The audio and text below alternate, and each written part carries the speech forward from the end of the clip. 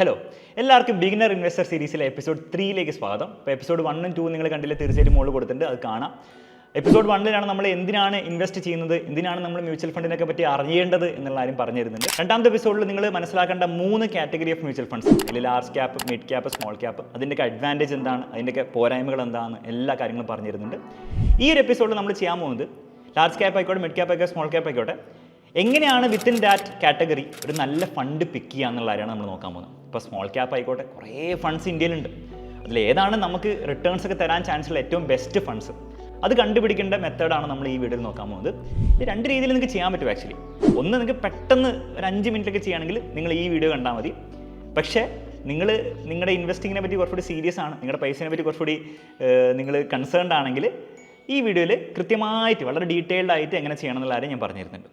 കൃത്യമായിട്ട് ഡീറ്റെയിൽ എന്ന് പറഞ്ഞാൽ ആ 5 മിനിറ്റിന് പകരം ഇതൊരു 10 മിനിറ്റ് എടുക്കുന്നുള്ളൂ, ഒരു 5 മിനിറ്റും കൂടി എടുക്കുന്നുള്ളൂ, വേറെ വലിയ വ്യത്യാസമൊന്നുമില്ല. ഓക്കെ, അപ്പോൾ നേരെ നമുക്ക് കടക്കാൻ കാര്യത്തിലേക്ക്. ആദ്യം നിങ്ങൾ ചെയ്യേണ്ടത് വാല്യൂ റിസർച്ച് എന്ന് പറഞ്ഞിട്ട് ഒരു വെബ്സൈറ്റ് ഉണ്ട്, ആ വെബ്സൈറ്റിൽ പോവുക. ഇത് സ്പോൺസേർഡ് വീഡിയോ ഒന്നുമല്ല, നിങ്ങൾക്ക് ഏത് വെബ്സൈറ്റിൽ നിന്ന് ചെയ്യാം, പക്ഷേ വാല്യൂ റിസർച്ചിൽ പ്രോപ്പർ ഡേറ്റ ഉണ്ട്, അതുകൊണ്ടാണ് ഞാനിത് ഉപയോഗിക്കുന്നത്. അതിൽ ഫണ്ട്സിൽ പോയാൽ നിങ്ങൾക്ക് ഫണ്ട് സ്ക്രീനർ എന്ന് പറഞ്ഞൊരു ലിങ്ക് കാണാൻ പറ്റും, അവിടെ ക്ലിക്ക് ചെയ്യാം. ഇതിനാദ്യം നിങ്ങൾ ചെയ്യേണ്ട ഫണ്ട് കാറ്റഗറി ചൂസ് ചെയ്യണം. അപ്പം ഇക്വിറ്റി ഫണ്ട്സിൽ തന്നെ കുറേ കാറ്റഗറി കാണാം, പക്ഷേ നമ്മൾ ഫോക്കസ് ചെയ്യാൻ പോകുന്നത് ലാർജ്, മിഡ്, സ്മോൾ, ഇതിലേതെങ്കിലും ഒരു കാറ്റഗറി ആയിരിക്കും നമ്മൾ ചൂസ് ചെയ്യാൻ പോകുന്നത്. ബാക്കി കുറേ കാറ്റഗറീസ് ഇവിടെ ഉണ്ട്, അതിൽ ഓരോന്ന് എന്തൊക്കെയാണെന്നുള്ള കാര്യം നമ്മൾ വരും എപ്പിസോഡ്സിൽ നോക്കുന്നതായിരിക്കും. ഇപ്പോൾ ഇക്വിറ്റിയിൽ തന്നെ വേറെ കുറേ കാറ്റഗറീസ് ഉണ്ട്, ഇതുകൂടാതെ ഡെറ്റ് എന്ന് പറഞ്ഞിട്ട് വേറെ ടൈപ്പ് മ്യൂച്വൽ ഫണ്ട്സ് ഉണ്ട്, മൾട്ടി അസറ്റ് ഫണ്ട്സ് ഉണ്ട്, കുറേ ഉണ്ട്. നമുക്ക് തൽക്കാലം ബേസിക്സ് മതി. നമുക്ക് ഏതെങ്കിലും ഒരു ലാർജ്, മിഡ്, സ്മോൾ, അതിൽ നമുക്ക് സ്മോൾ ക്യാപ്പ് സെലക്ട് ചെയ്യാം. സ്മോൾ ക്യാപ്പ് സെലക്ട് ചെയ്ത് അപ്ലൈ ചെയ്ത് കഴിഞ്ഞാൽ ഇന്ത്യയിലുള്ള എല്ലാ സ്മോൾ ക്യാപ്പ് ഫണ്ട്സും ഇവിടെ കാണാൻ പറ്റും നിങ്ങൾക്ക്. എന്നിട്ട് നിങ്ങൾ ചെയ്യേണ്ടത്, നമുക്ക് കുറച്ച് ഡേറ്റ വേണ്ടത്, ഫസ്റ്റ് ഈ റിട്ടേൺസിൽ പോവാം. റിട്ടേൺസിൽ പോയിട്ട് ലോങ് ടേം ക്ലിക്ക് ചെയ്തിട്ട് ഈ മൊത്തം ഷീറ്റ് അങ്ങോട്ട് ഡൗൺലോഡ് ചെയ്യാം. ഓക്കെ, ഈ മൊത്തം സാധനം എക്സൽ ഫയലായിട്ട് ഡൗൺലോഡ് ചെയ്തെടുക്കാം. ഇതേപോലെ തന്നെ റിസ്ക് എന്ന് പറഞ്ഞ ടാബിൽ പോവുക, അതും ഡൗൺലോഡ് ചെയ്യാം, അതും ഡൗൺലോഡായി. ഓക്കെ, നെക്സ്റ്റ് ഫീസ് ആൻഡ് ഡീറ്റെയിൽസിൽ പോയിട്ട് അതും അങ്ങോട്ട് ഡൗൺലോഡ് ചെയ്യാം. 3 എക്സൽ ഷീറ്റ് നമ്മൾ ഡൗൺലോഡ് ചെയ്തു. അപ്പോൾ കുറച്ച് എക്സലൊക്കെ അറിയണം, കുഴപ്പമില്ല, അറിയില്ലെങ്കിൽ ഞാൻ പഠിപ്പിച്ചു തരാം. ഓക്കെ, ഇനി ഗൂഗിൾ ഷീറ്റിലും കാര്യങ്ങളൊക്കെ ചെയ്യാം കേട്ടോ. അത് എന്നിട്ട് നിങ്ങൾ ചെയ്യേണ്ടത് അതിൽ ഫസ്റ്റ് റിട്ടേൺസ് ഉള്ള ആ ഒരു എക്സൽ ഷീറ്റ് എടുക്കുക. അപ്പോൾ നിങ്ങൾക്ക് ഓരോരോ ഫണ്ട്സ് ഇവിടെ കാണാൻ പറ്റും. ഒന്ന് ചെറുതായിക്കോട്ടെ, അതിൻ്റെയൊക്കെ 3 year return, 3 year rank, 3 year returns എല്ലാ ഫണ്ടിനെ കമ്പയർ ചെയ്താൽ ഈ ഒരു ഫണ്ട് ഏത് റാങ്കാണ് വരിക, 5 ഇയർ റാങ്ക്, 10 ഇയർ, അങ്ങനെ പോകും. ഇത് നമുക്ക് ആവശ്യമില്ലാത്ത കാര്യം റാങ്കുകളാണ്. റാങ്ക് നമുക്ക് വേണ്ട. പിന്നെ ഈ 15ഉം 20 ഒന്നും വേണ്ട, കാരണം മിക്ക മ്യൂച്വൽ ഫണ്ട്സിന് അതൊന്നും ഉണ്ടാവില്ല, നമ്മൾ ഡിലീറ്റ് ചെയ്ത് കളഞ്ഞു. ഓക്കെ, അപ്പോൾ ഓരോരോ മ്യൂച്വൽ ഫണ്ട്സിൻ്റെ സ്മോൾ ക്യാപ്പിൻ്റെ 3 ഇയർ, 5 ഇയർ, 10 ഇയറിൻ്റെ റിട്ടേൺസ് ഡേറ്റ നമുക്ക് കിട്ടി.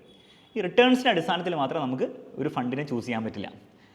അതായത് ബേസിക്കലി നിങ്ങൾ ആലോചിച്ച് നോക്കി, ഒരു ഫണ്ട് നല്ല റിട്ടേൺ ഒക്കെ തരുന്നുണ്ട്, ഓക്കെ, ഒരു 20% റിട്ടേൺ തരുന്നുണ്ട്, അടിപൊളി ഫണ്ടാണ്.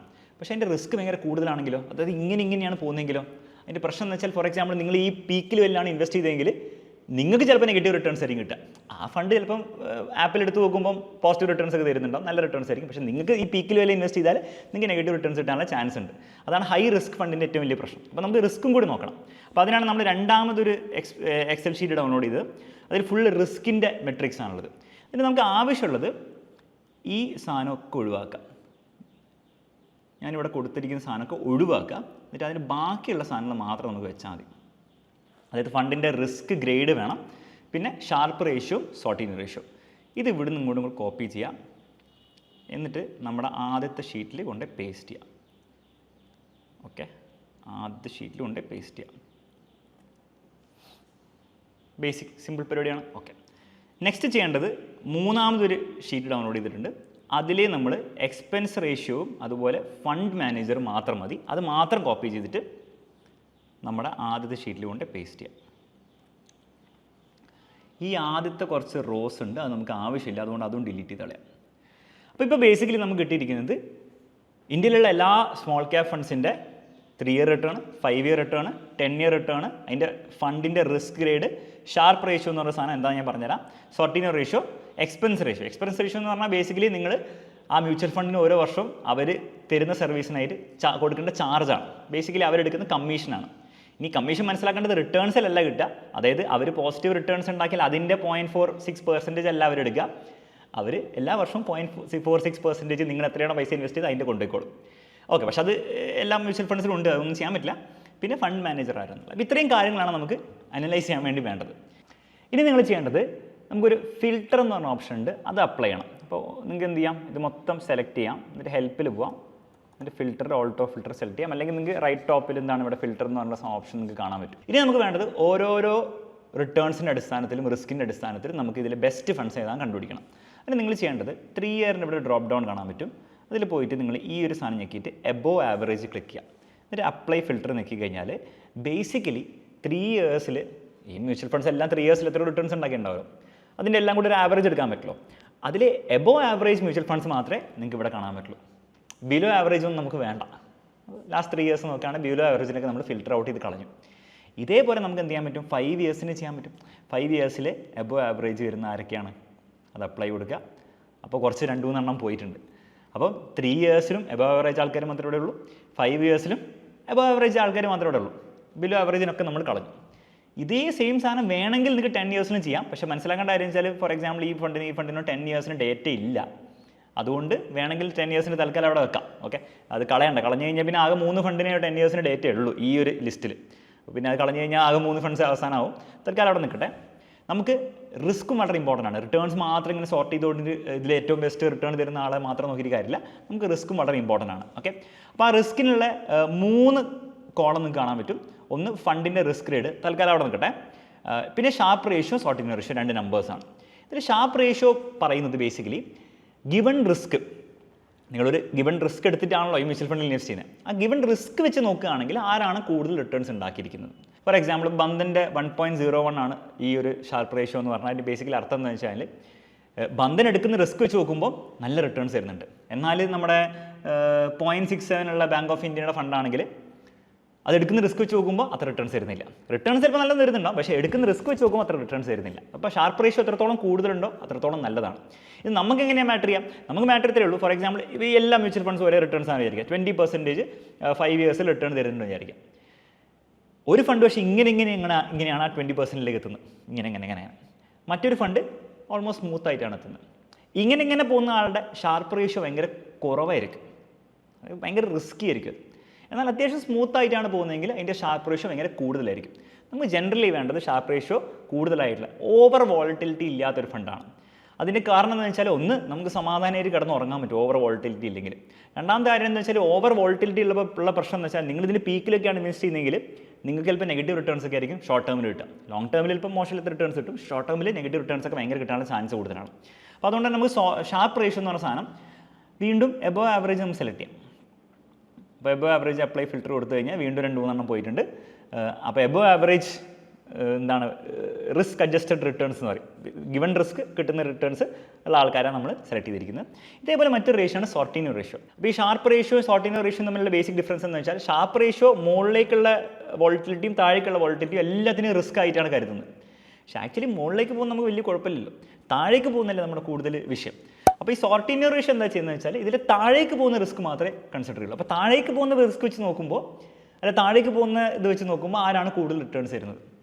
അപ്പം ഇതിലും വീണ്ടും നമ്പർ എത്രത്തോളം കൂടുതലുണ്ടോ അത്രത്തോളം നല്ലതാണ്. നമ്പർ കൂടുതലുണ്ടെന്ന് പറഞ്ഞതിൻ്റെ അർത്ഥം ഫോർ എക്സാമ്പിൾ 1.7 എന്ന് പറഞ്ഞതിൻ്റെ അർത്ഥം ഈ മ്യൂച്വൽ ഫണ്ട് ഓവർ താഴേക്ക് പോവില്ല. എന്നാൽ ഇതിൽ 1.17 ആണെങ്കിൽ അല്ലെ ഏറ്റവും കുറവൊക്കെ ആണെങ്കിൽ അത്യാവശ്യം നന്നായിട്ട് താഴേക്ക് പോകും. ഡൗൺ സൈഡ് റിസ്ക് കുറച്ച് കൂടുതലാണ്. അപ്പോൾ ഡൗൺ സൈഡ് റിസ്ക് ഏറ്റവും കുറവാക്കാൻ വേണ്ടി നമ്മൾ എന്ത് ചെയ്യുന്നത് വെച്ചാൽ വീണ്ടും ഇതിൽ ഞാൻ പോയിട്ട് ഇതും എബോവ് ആവറേജ് നമ്മൾ സെലക്ട് ചെയ്യുന്നു, അപ്ലൈ ഫിൽറ്റർ എടുക്കുന്നു. ആരും പോയിട്ടൊന്നുമില്ല, അപ്പം ആരും പോകാൻ മാത്രമില്ല, എല്ലാവരും എബോവ് ആവറേജ് നോക്കുമ്പോൾ ബേസിക്കലി വിത്തിൻ ദീസ് എല്ലാം നോക്കുക. നേരത്തെ ആദ്യം കണ്ട മ്യൂച്വൽ ഫണ്ട്സ് ഇല്ലേ, വിത്തിൻ ദാറ്റ് എബോവ് ആവറേജ് ആണ് സെലക്ട് ചെയ്തിരിക്കുന്നത്. അപ്പോൾ എല്ലാവരും എബോവ് ആവറേജ് ആണ്. അത്യാവശ്യം ഡൗൺ സൈഡ് പ്രൊട്ടക്ഷൻ ഉള്ളതാണ്. ഡൗൺ സൈഡ് പ്രൊട്ടക്ഷൻ എന്ന് പറഞ്ഞാൽ ഓവർ താഴേക്ക് പോകാനുള്ള ചാൻസ് കുറവാണ്. താഴേക്ക് പോകില്ല എന്നല്ല, ചാൻസ് കുറവാണ്. പോവുകയാണെങ്കിൽ തന്നെ കുറച്ചേ പോകുള്ളൂ. പിന്നെ ലാസ്റ്റ് എക്സ്പെൻസ് റേഷ്യോ ഉണ്ട്, ഫണ്ട് മാനേജർ ഉണ്ട്. അപ്പോൾ ബേസിക്കലി നമുക്ക് എന്ത് ചെയ്യാൻ പറ്റി, എല്ലാ സ്മോൾ ക്യാപ് മ്യൂച്വൽ ഫണ്ട്സിലെയും above average 3 year return, 5 year return, 10 year return above average നമ്മൾ എടുത്തില്ല. ഷാർപ്പ് റേഷ്യോ, സോർട്ടിംഗ് റേഷ്യോ നമ്മൾ എബോവ് ആവറേജ് എടുത്തു. ഇനി വേണം നിങ്ങൾക്ക് എന്ത് ചെയ്യാം, ഇതിൻ്റെ റിസ്ക് ഗ്രേഡ്. ഇത് വാല്യൂ റിസർച്ച് തന്നെ കൊടുക്കുന്ന ഒരു റിസ്ക് ഗ്രേഡാണ്. അതിന് ഭയങ്കര ഇമ്പോർട്ടൻസ് കൊടുക്കാനില്ല. എന്നാലും വേണമെങ്കിൽ നമുക്കിപ്പോൾ 1, 2, 3, 4, 5, 6, 7 എണ്ണം ഉണ്ട്. അപ്പോൾ 7 എണ്ണം നമുക്ക് എന്ത് ചെയ്യണം, വീണ്ടും സോർട്ട് ചെയ്യണമെങ്കിൽ നമുക്ക് ഒരു ഫിൽറ്ററും കൂടി അപ്ലൈ ചെയ്യണം. അപ്പോൾ അതിന് നമുക്ക് എന്ത് ചെയ്യാം, ഈ റിസ്ക് ഗ്രേഡ് കൊടുക്കാം. അപ്പോൾ റിസ്ക് ഗ്രേഡിൽ നമുക്ക് എന്ത് ചെയ്യാം, ഒരു കാര്യം ചെയ്യാം, ലോ റിസ്ക് ഇപ്പോഴും നല്ലതാണ്, ബിലോ ആവറേജും ഓക്കെയാണ്, എബോവ് ആവറേജ് നമുക്ക് ഒഴിവാക്കാം. അപ്പോൾ അങ്ങനെ നോക്കുകയാണെങ്കിൽ നമുക്ക് 5 മ്യൂച്വൽ ഫണ്ട്സ് ആണ് കാണുന്നത്. ഇനി നിങ്ങൾക്ക് എന്ത് ചെയ്യാം, ഈ 5 മ്യൂച്വൽ ഫണ്ട്സിൽ നിങ്ങൾക്ക് വേണമെങ്കിൽ എന്ത് ചെയ്യാം, ഏത് വേണേൽ സെലക്ട് ചെയ്യാം. ഏത് സെലക്ട് ചെയ്യുന്നതിൽ വലിയ അർത്ഥമൊന്നുമില്ല.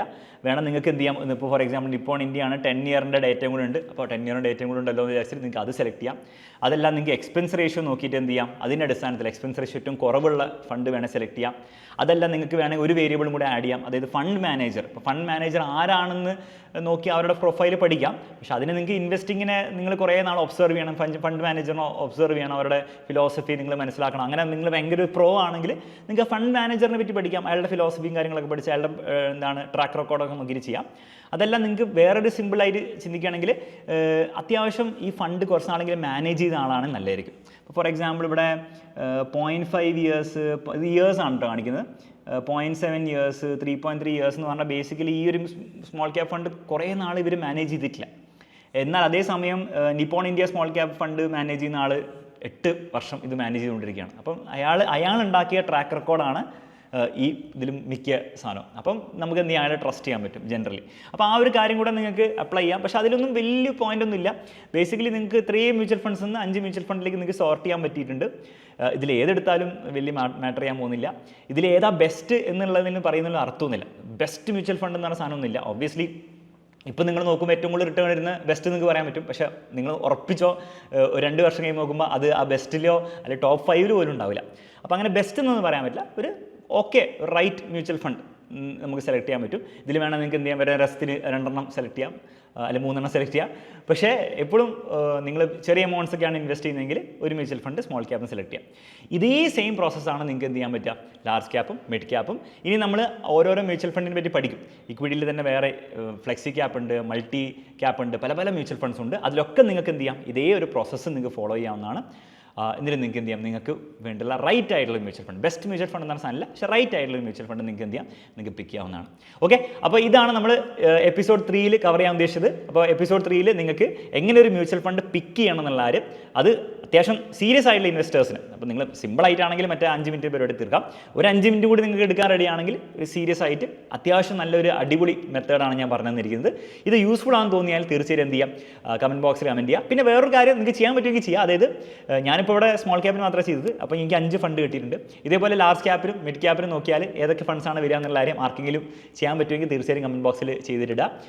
എപ്പിസോഡ് 4 ഉം 5 ആയിട്ട് നമ്മൾ ബാക്കിയുള്ള type mutual funds, debt mutual funds, hybrid mutual funds, flexi, നമ്മുടെ ഇക്വിറ്റിയിൽ തന്നെ വേറെ ടൈപ്പ് മ്യൂച്വൽ ഫണ്ട്സ് ഒക്കെ നമ്മൾ കവർ ചെയ്യുന്നതായിരിക്കും. അതിനുശേഷം വീണ്ടും നമ്മൾ എങ്ങനെ ഒരു പോർട്ട്ഫോളിയോ ക്രിയേറ്റ് ചെയ്യണം. കാരണം കുറേ മ്യൂച്വൽ ഫണ്ട്സിനെ പറ്റി പറഞ്ഞിട്ട് കാര്യമില്ല.